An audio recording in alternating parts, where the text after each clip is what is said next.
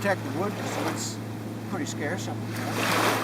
The idea was your line would be tied onto this guy here, and then would be coiled on a little metal basket in the front.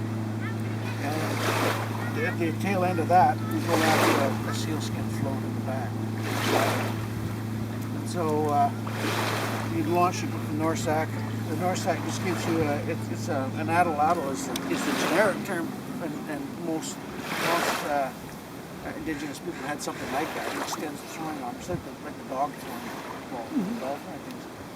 So you toss the thing, and because you're sitting in a boat and you can't use your legs, really it's a lot of your arm, and you can't get it very far. I was surprised how, first time I tried it, I just barely made it past the end of it.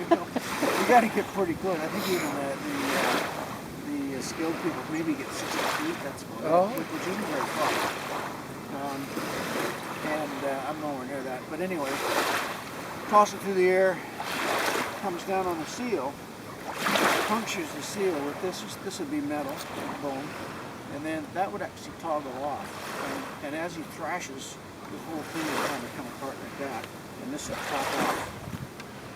Okay, so this is the float. You retrieve that later. This goes into the seal, like so, and toggles. Goes into the seal and toggles. Just a second. It does. Seriously. There, that. Okay. So now he's stuck. Is that a barb? Like a big barb. This is actually probably a little bit too big, I think it is.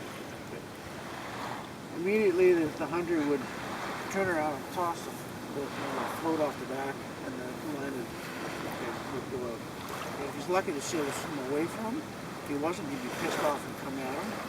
So they usually had another one called like a lance, very similar to that, and they'd keep him away because if he put a hole in the boat, he'd probably die because he could sink. And they'd also, near the end, when the seal's pretty well done, they'd use it to finish him off too. And then tie him off the back, go look for another one. And then put this all back together again.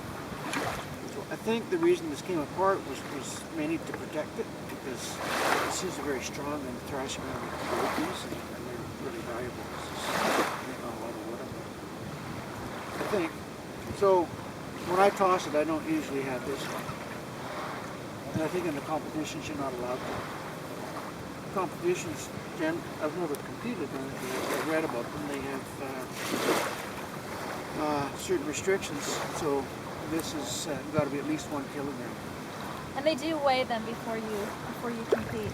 Yeah. Oh. So people get disqualified for not having them weigh enough.